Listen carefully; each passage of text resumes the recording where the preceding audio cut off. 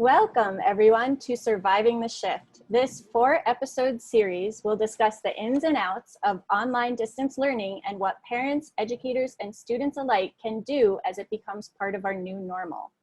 Each episode will be focusing on a specific stage of development and education. Last week, we explored how nurseries and preschools have been adapting to the shift, but this time around, we're going to explore elementary education. I am your host, Michelle Aventejado. I'm the Executive Director of Best Buddies Philippines.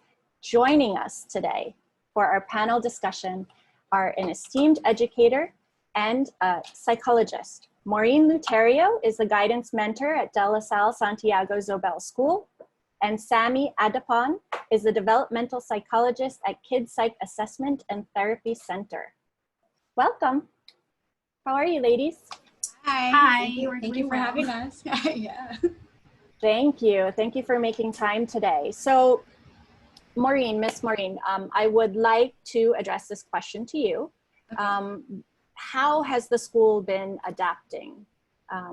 Everybody, you've been in school for some time now. Yes, you have. And many of the private schools have been already. Yes. You've had a bit of a head start. So what has the school done to adapt, not necessarily just for the educators, but also for the students?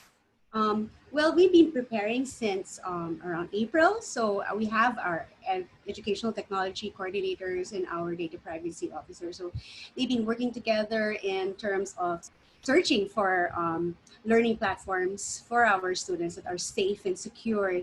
So once they came up with that, they already set up the trainings for our teachers. So we've had trainings, and of course the school came up with different policies that's related to online distance learning.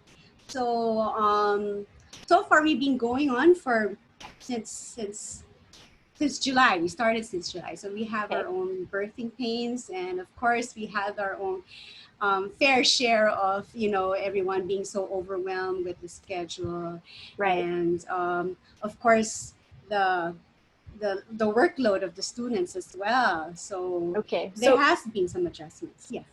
So what have you had to adjust? So what hasn't worked that you've now adjusted, and what are some of the the small victories that you could say we've addressed in educating this way?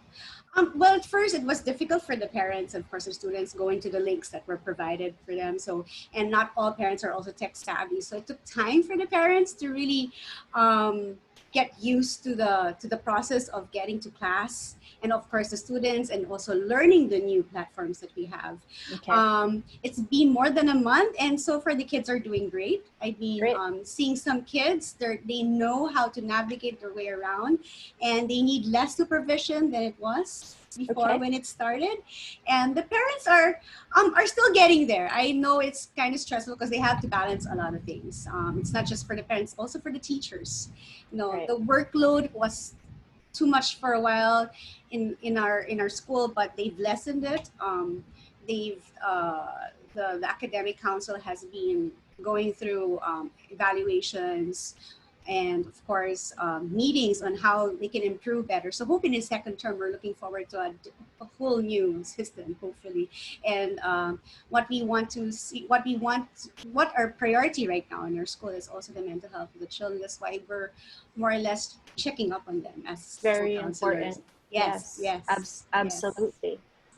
So that's actually that leads us to our next question, right? So if the challenges are technology and parents adjusting and links and these kinds of things, it's good that the kids and the students have been able to adjust and adapt in this situation. And even the curriculum, sounds like you've adjusted expectations in terms of what the students are capable of in these very uncertain times. So your statement, actually, what you shared leads us to mental health, right? Because it's very important when we're talking about all of this. So Miss Sampi, can you help us understand? So we're talking about primary school students. So this is grade 1 to grade 6, right?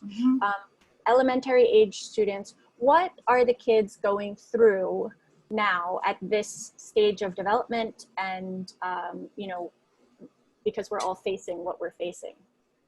Well, first, developmentally, at this stage, it's what we call the gang age. It's the play age, when these kids are more interested in peer activities and being with their own age mates, and even gender. So they would prefer the same gender. Mm-hmm. And they're no longer satisfied with just playing alone at home and or Right. being maybe playing with siblings. So they're no longer satisfied with that. So it's very important for us to support this stage wherein they're more interested in being with peers.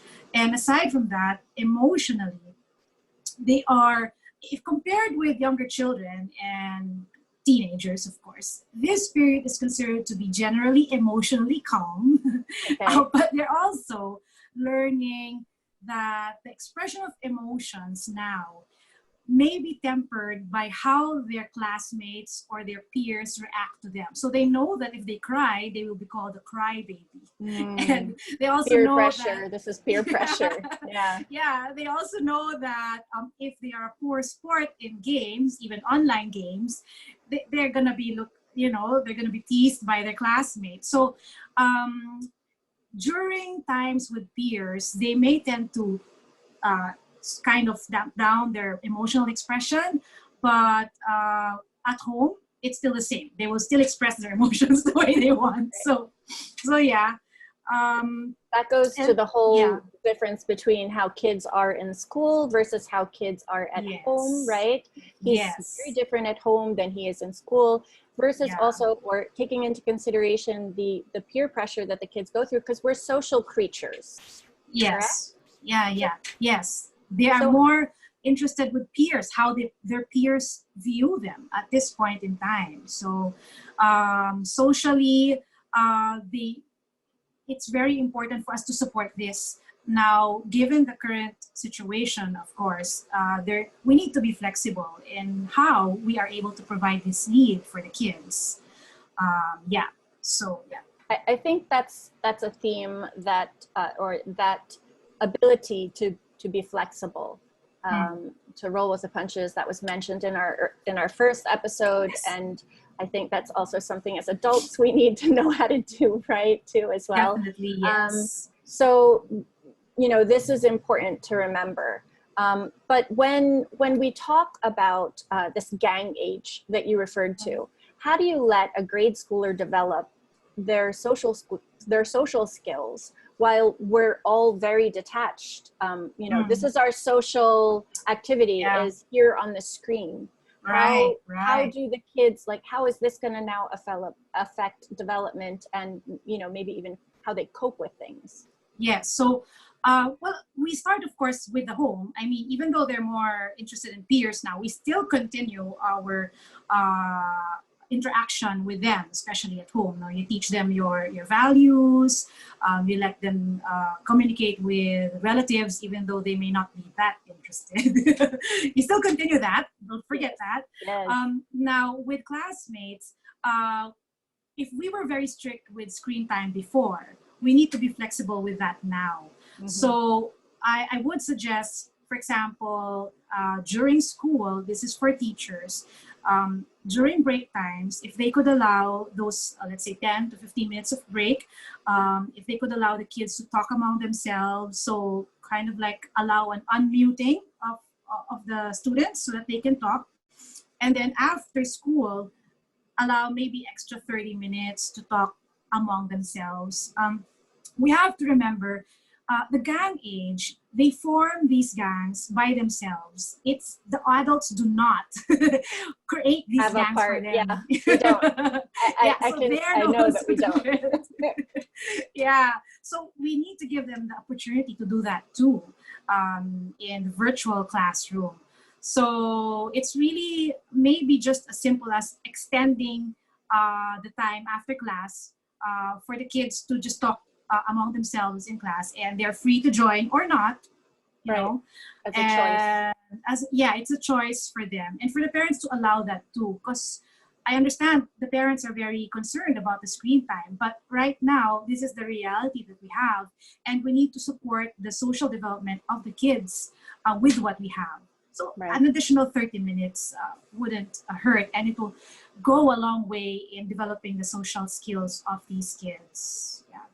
Right. I think that would also eliminate any sidebar conversations that might happen, right? When the kids are in school, if you actually say, okay, we're not going to have any social time for you guys now, but we will give you time after. That's actually something that's very valuable. I haven't seen that yet. Yeah. So hopefully educators can do that. Yeah. Yes, and another suggestion is you could schedule maybe a once a week or maybe every other week online play date with their friends. This will entail coordinating with other parents, of course, but it's going to be worth it. They can play either online games, which they like. So if they are in a virtual world, let's say Minecraft, it's as if they are playing with their friends. Because in their mind, they live in the moment. And in that world, it's as if they really are playing with their friends. So you can give that opportunity. Or you could also have online craft dates, for girls or boys if they want. If they like crafting. This is the age also that they start to do construction. They like doing constructing things, out of paper, out of wood, anything. So you can do that if they're interested in it. That could also be done. You could also go with the traditional telephone, telebabad. Telebabad. Yes, telebabad. You can try that too. Yes, of course. Well, FaceTime and these other avenues of communication also yes, definitely. to that. But I want to talk about Minecraft because my kids play Minecraft, and I love that. Initially, when Minecraft first came out, there was a lot of arguing over who was building houses in our house. They were not playing nice together. Minecraft actually has quite a few benefits, right? In terms of imaginative play, and definitely, these are all really great tools that you can use not just for socializing, but learning. Right, there is learning going on in that video game. I will say for that video game. Yes, for that video game. Yes. For that video game, not all. But I want to ask Miss Mao now. So if we realize, this, these games and these opportunities for social learning, for social games and learning as well. Now, when the kids move on to more complex subjects, what is their learning process here? How does that differ than the kids who, do everything by play also? So now that we're doing everything online here, how do the kids learn this way, and what changes in their process as we have shifted to virtual learning? Well, right now, actually, I would like to also comment on what Ms. Sampi first before I answer that one. Sure. She mentioned something about having socialization, which we are also addressing. And it's true. I've been encouraging parents, empowering the parents to actually come up with their own play dates, come up with their own groupings, and talk. They can. I remember one time when I asked a group of girls, and said, "Do you want to have a session with this, like this, without me around?" And said, "Yeah, we can do that. But what are we going to talk about?" That was their problem. Yes.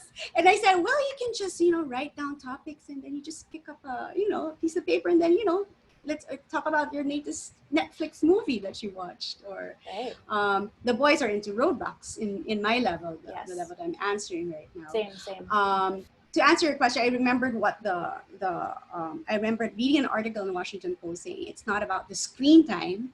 Right now, it's not the issue. It's more about what you do during the screen time, that we need to be more productive. And what I see when I sit in other classes, I see the teachers are becoming more creative. They're thinking out of the box. So in terms of learning, I see teachers creating games. In between, sometimes they play Just Dance video games for the kids to stand up and move around. Yes, and I've seen it happen because we have a group of around 30 plus kids in my level. I'm sure it's a little more in other levels in our school.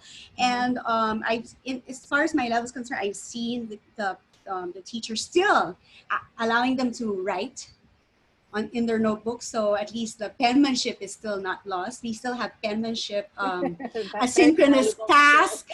I just don't know if they're really following Right. the penmanship guidelines, but I'm sure they are. And I'm still glad that they are still mixing, some traditional ways of teaching, at the same time trying to make sure if it works online. So it's how the teacher, how the educator really looks at it. You have to also empower the teacher that it's not just a traditional, we're not doing face to face, and how we can mix it up or find new ideas.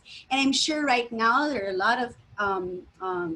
lot of ideas in the internet that's being posted right now, and then sharing of best practices. I think that's what's important right now. What works in your school, what works for kids with this class size, what works for kids with a bigger class size or a smaller class size. So so you're already touching on, which is actually my next question. It's like you knew what I was going to say. The preparations for these challenges is not just about sharing information, which is what we want to do here, right? We want to share with other parents or educators or students, people who are tuning in, what's working, what's not working, how we can adjust. In this stage of development, what are some of the things that we can do to cultivate the best kind of learning environment for these kids? Aside from giving them different ways to learn or addressing the different ways that they learn, right? Movement, song, or, the teachers getting creative. What else can we do to cultivate an ideal learning environment? At home, when I do my interviews with my students, I ask them where's their learning area. So I make sure that their learning area is conducive. So defined. You have to assign, you have to assign one space in the room there, that this is where you're supposed to work. Any other place in the house, you can do whatever you want, but this place is the serious part where you start learning, it's your time to focus. So it's really conditioning the child, because you're in the home, you're supposed to be comfortable in your own home, do whatever you want, right? But here, you really have to make sure that the children know that this is their spot. So a defined space is one. Yes. Okay. It's also conditioning that one. Starting a routine. These kids have been on break for quite a long time. So there are different learners. We have visual learners, auditory learners, and the parents have to know what will work for their child. Like for visual learners, you can come up with a schedule.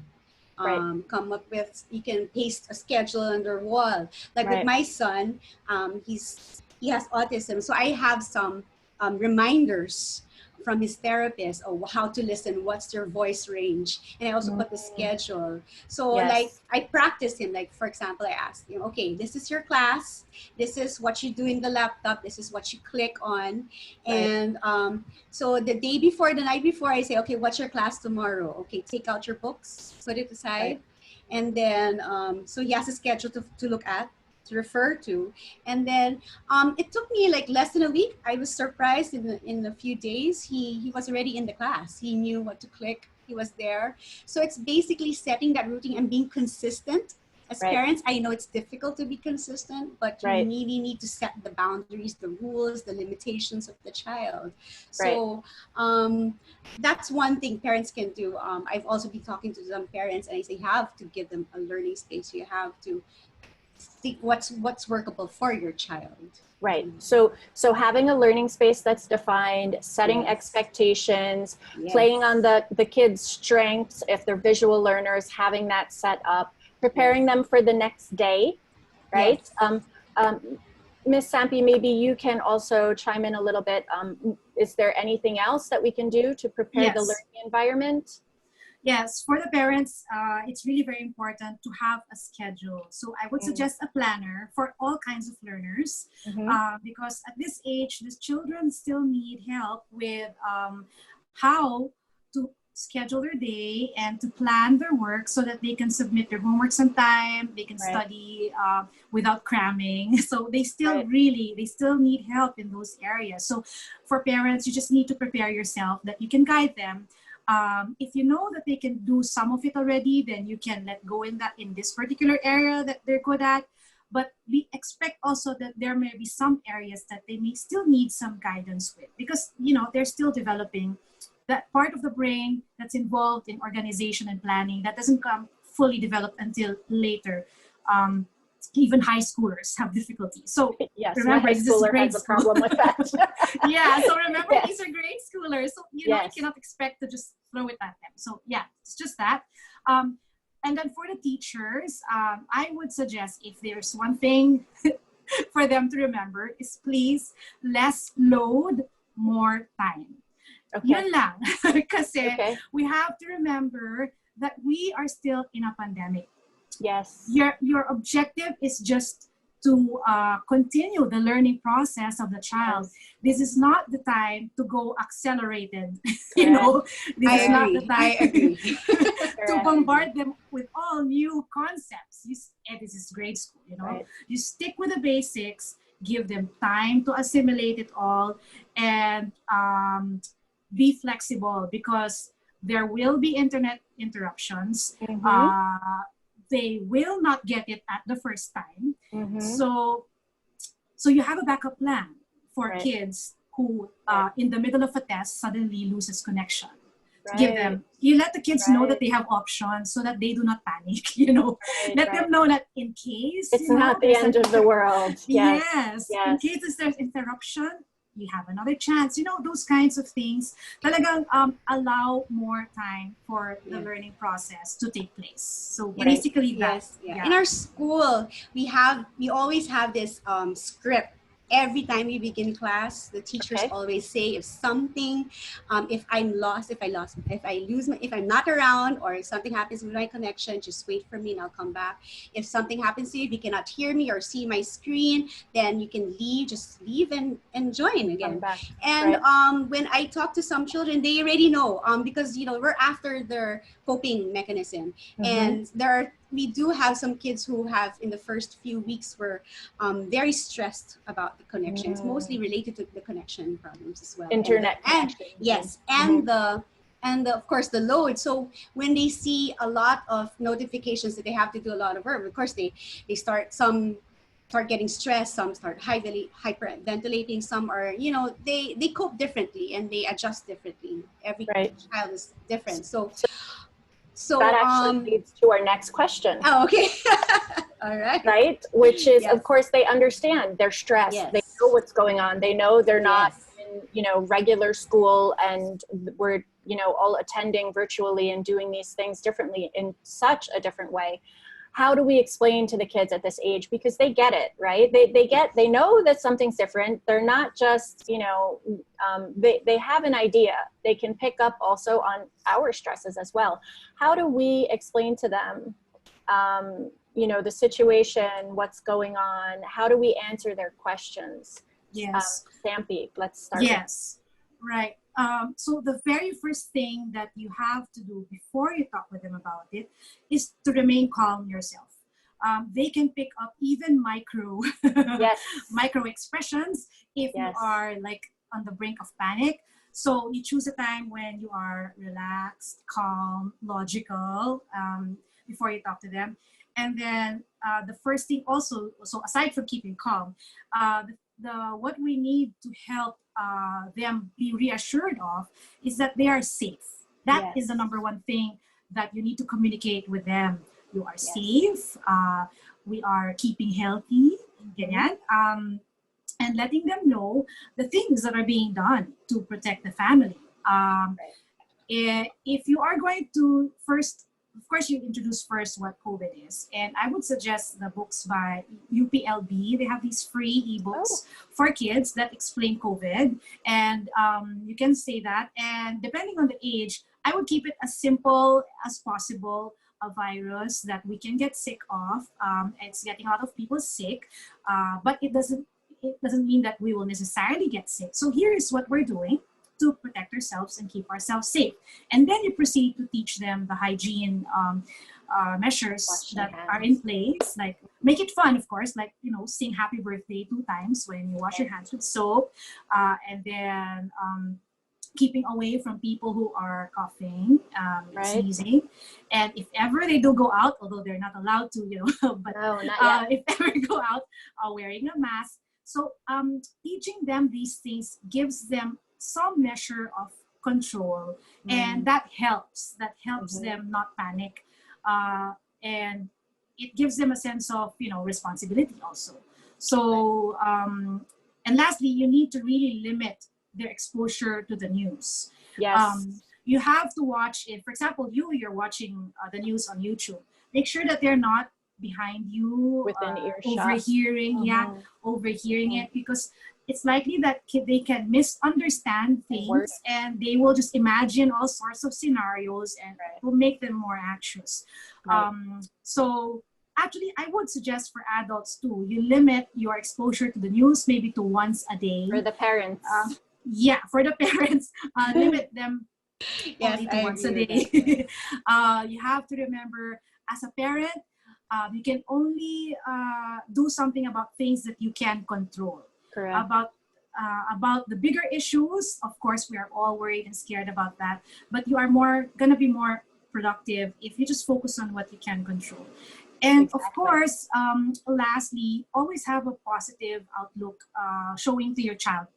Positive and hopeful, even though maybe inside you're like this old, like worrying, worrying, and you're worrying yourself to them.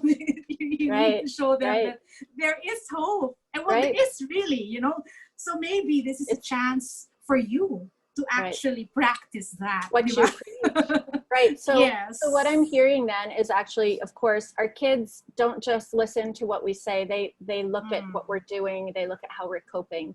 And in order to feel what you feel. Yeah, they absolutely do. And then for us to be able to explain this to them, we serve it up in bite-sized pieces. Of course, we talk about hygiene. We talk about the realities of it without, of course, scaring them. We don't want them to be fearful. At the same time, they have to be aware, right? In protecting the kids from the virus, we keep them home and we teach them how to wash their hands, and we talk about very practical applications. How do we protect the kids, Miss Mao, when we're talking about internet threats, cyberbullying, Zoom bombing, phishing, these other things that, now that we're all online, these are very real concerns in terms of what schools and parents need to do to help keep the kids virtually safe. So what we've done is that we look at platforms that are safe and secured. So if for schools who may not have a data privacy officer, you need to check the fine print in the platforms that you're using. So far, what's workable for us is either Google Meet or MS Teams. We don't do Zoom. That's not encouraged in our institution. Not for school. No. Of course, when it comes to cyberbullying, it's something that can be preventive and something that you need to handle. What we do, we have our policy set in place.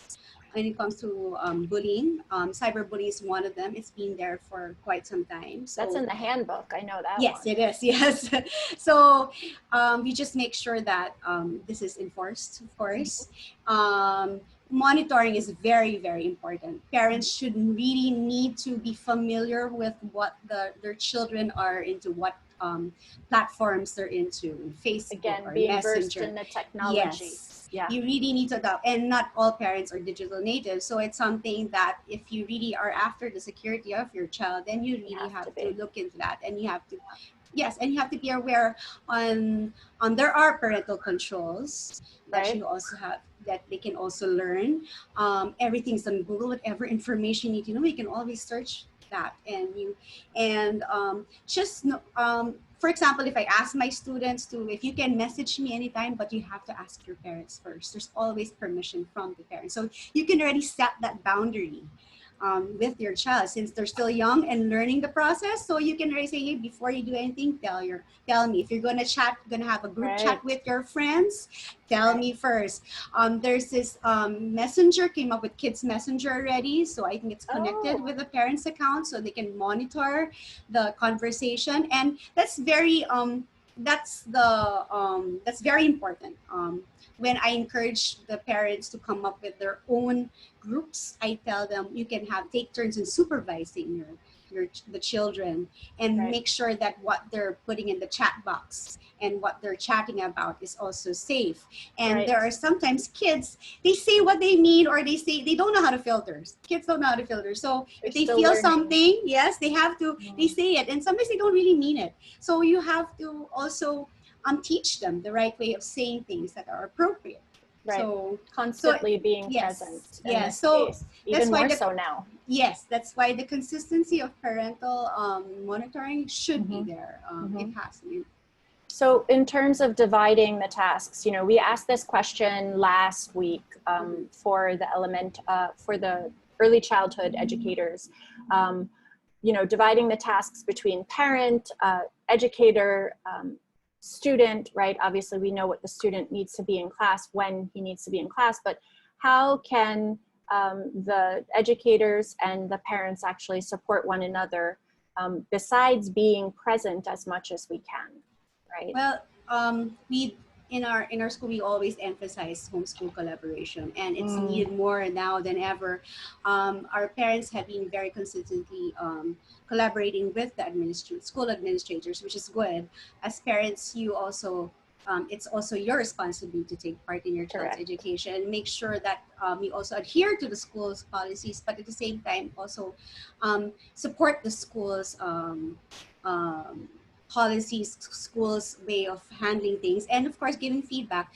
We've been getting we've scheduled evaluations or needs assessments with our parents even before this on our online distance learning started. Yes. We've had a needs assessment. I'm sure you've got your Filled it out. Yes. yes. And then we had a second one, I think, that happened last month. Yes. So we've been trying to get feedback from our parents. So it's also good for educators, schools to also do that. Always get feedback from the parents because they see what the child is doing. The teachers cannot see it all the time. Right. They only see what's in the screen. And since it's muted, yeah. or the cameras cannot be seen at times, they don't really exactly see what's happening at home. So at the primary level, all the cameras are not on? Cameras are on, that's required during class. Okay. However, when there are internet connections, some kids some students have to switch off their cameras. Yes. Okay, so in this situation, right, because parents now, we're also not just dealing with this transition, we're dealing with perhaps tougher subjects that the kids are now learning as they move up in primary. Sampi, how else can we support the kids through this transition as they don't have the social opportunities as much, they are just in short bursts being given the time to study the curriculum with the teachers. What else can we do in terms of support for the kids? Yeah. In terms of academic support, it's really very important for the parents to show interest in what they're learning. So maybe you may not be able to cover all areas, but as a parent, you are familiar with some areas that your child is interested in and is having struggle with.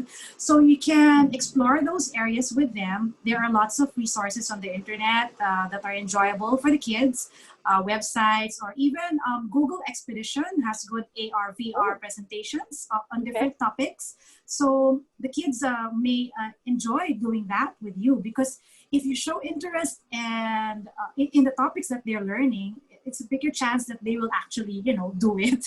and they'll learn it actually if they're explaining it. I'm asking the kids to explain it to me, because it's another way of them to learn too, right? Yes, and actually you can also demonstrate or tell them that you are learning with them, because obviously you don't remember all your lessons before, right? So you have that. We also need to remember that right now, what our priority is to support their overall development, not just academic. So I know this is an online learning, topic, but it's very important for us to support all areas. So physical, we have to, as much as possible, follow the American Academy of Pediatrics recommendation of 1 hour exercise every day. Okay. 9 to 12 hours of sleep for 24 hours. Yes. This is for this age group. Yes. And for vitamin D, you should at least have around 15 minutes of sunshine. Okay. So making sure the kids go outside. It's really the whole child. We're talking about the development of the whole child, the same way we're talking about holistic learning of, you know, having the balance and the social, opportunities as well. And, you know, so supporting the child this way actually empowers them, right? Equips them and helps, gives them some of these coping mechanisms that they would need during these uncertain times. And I know that the parents are with their children like the whole day, but I would suggest to spend at least 15 minutes of one-on-one time with the child, just playing or maybe just talking. The kids also appreciate it very much if you show interest in, let's say, Minecraft. You may want to go into the world with them and see their world, because it's very important for them to know that you're actually interested in their online play. So that can show them that you care, gives them a sense of security, knowing that you are very concerned about them, you're interested in them, their likes, their loves, you know, those kinds of things. They want us to know them. And we want to also, right? Course, I mean, we do, we want to. Miss Mao, if these are the different ways we can support the kids, what would be your advice to parents, right? So I've often referred to the educators, the teachers, the guidance counselors. You know, we know it takes a village. And I've always called everyone in our village parental partners, right? If I'm a parent, it's not just Nino, who I am married to, who is my partner in parenting, but everyone who comes into contact with my kids. What kind of advice can you give the parents when dealing with the educators? You mentioned earlier, you know, feedback is important. I think context of feedback and the way we give feedback, of course, is very important as well. True, yes. So besides giving feedback and constant communication, is there anything else that we need to remember as parents in how we communicate with our parental partners, the educators who are with our kids? Well, of course, having a positive disposition at first. I know sometimes it can be frustrating. It can be stressful. So when you talk, of course, to the teacher for consultation or address the school administrators, then you need to have a clear mind, calm attitude, see what will work for both, meet halfway. The schools are not your enemies. They are also trying to work, doing the best they can to educate your child. That's for all educators for that matter. So what can you do? What can you can just communicate, this is what's happening to my child. I hope we can do something about it. Describe what's happening to your child if there is any context. Yes. So just keep it objective. Of course, if you feel frustrated, you can just see it in a more constructive way. Of course. So just say we're challenged, right? This is where we also have to be challenged in our, you're not in front of everyone. You're not in front of the teacher. You're not, this might be the only way we communicate. So even being clear with communication, taking a step back, removing the emotion, right? I think that would be very helpful in terms of addressing your parental partners, your educators. Okay, so before we close, last thoughts. Is there, are we hopeful for what's happening? Last thoughts on things that you want to see, how you want to see things move forward, whether it's for the students or for the educators or even for the parents. Let's start with Sampi. Yes. So I would like us to remember that we are in this, well, of course, in this pandemic. You all know that. We need to be able to be kind to ourselves, to accept that we may not be able to do things the way we did before, in the same speed, the same amount of work, the same expectations. All of that need to be reassessed, changed. In fact, it may even need to be reduced. Your expectations and maybe the amount of work that you want to do in a day. what we need to remember is the primary importance now is to the health, mental Right. health, physical health, emotional health. Yun. Even spiritual health, no? Yeah, spiritual health, definitely. Mhm. So we need to be able to be to accept that, to the lessened output or lessened productivity, Right. because the primary task right now is just to come out of this Yes. healthy, On the other side, to come out on the other side. Yes. Yeah. Wonderful. So, Yes. yeah, and it's a wonderful thing also to tell the children that this is an opportunity to develop ourselves, get to know ourselves more, learn how to deal with challenges. Right. And this is just temporary. A pandemic doesn't last forever. They also need to be reassured that. So yeah, so basically this too shall pass. This too shall Yes. pass. Miss Mal, last Agree. thought. Okay, in times of a pandemic, we react differently. But yes, react, but what do you do next? So you have to learn to pick yourself up and move on, do what we can.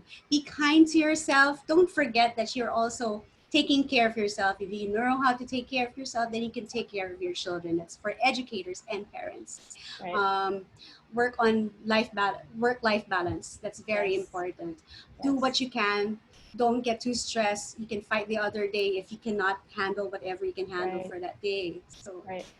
really So just yes. I think everyone, we're all in agreement. We definitely need to show more understanding, more compassion, more kindness, be able to adjust, show our kids that, this too shall pass, continuing the partnership between parents and, all for, of course, the benefit of the students and the younger children, because we will come out on this on the other side, right? And we will have been so much better. To be able to tap into that creativity and adjust our education expectations and even the expectations of what we ourselves can do. So catch us next week as we delve into the challenges of virtual learning for children with exceptionalities. I am Michelle Aventejado. I'm the Best Buddies Director, the country director, and thank you for tuning in. Thank you, Sampi and Miss Mao, for joining us. Thank you Thank also. you. Thank you, Rappler, as well. And see you next week.